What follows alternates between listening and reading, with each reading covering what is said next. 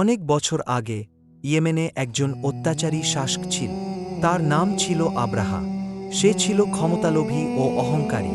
সে সানা শহরে একটি বিশাল গির্জা তৈরি করল, যেন মানুষ মক্কার কাবা শরীফে না গিয়ে তার গির্জায় আসে। কিন্তু মানুষ কাবাকে ভালোবাসত। তারা হাজার বছর ধরে সেখানে হজ করত।